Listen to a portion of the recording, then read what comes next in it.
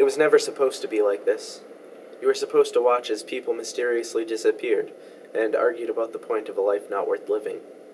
In the words of Abby Red, maybe next year. I signed up for CMF months before it started. A couple of weeks before the event, I already had a script, cast, and crew. I was short an actress or two, though. Hoping for the best, I suggested that anyone willing to help should message me. Mistake number 1.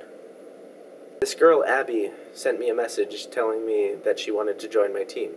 At first I was a little skeptical. I wanted to keep it in Peabody, but we didn't need another actress, so I added her to the team.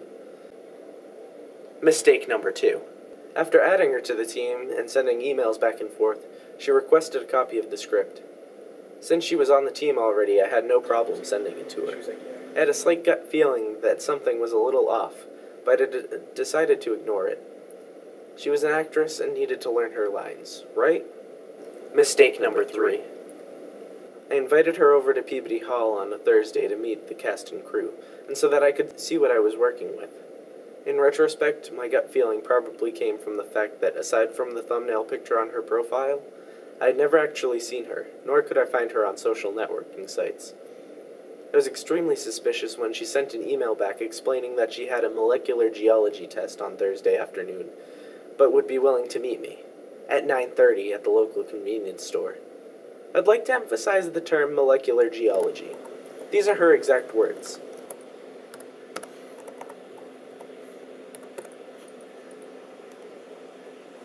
I wasn't going to go to the convenience store alone at 9:30 p.m.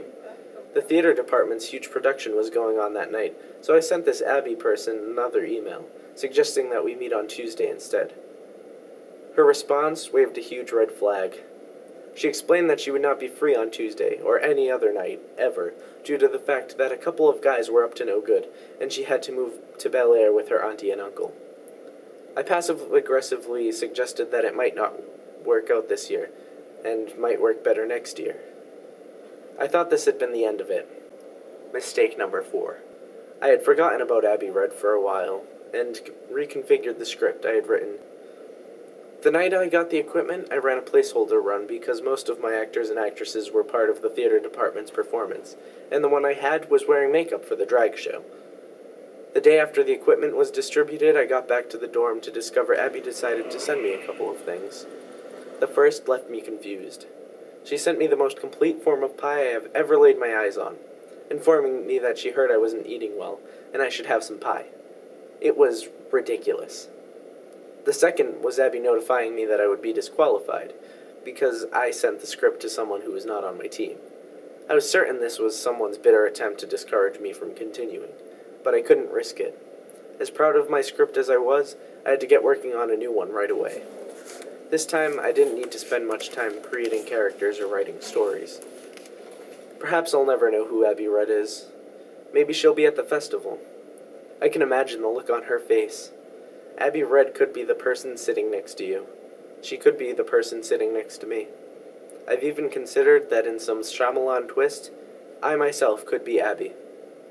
For now, I can honestly say I've learned a thing or two from the experience. I can do a lot with a little time, and don't talk to strangers. Do you know that bad girls go to hell, hell, hell, hell, hell, hell, hell, hell,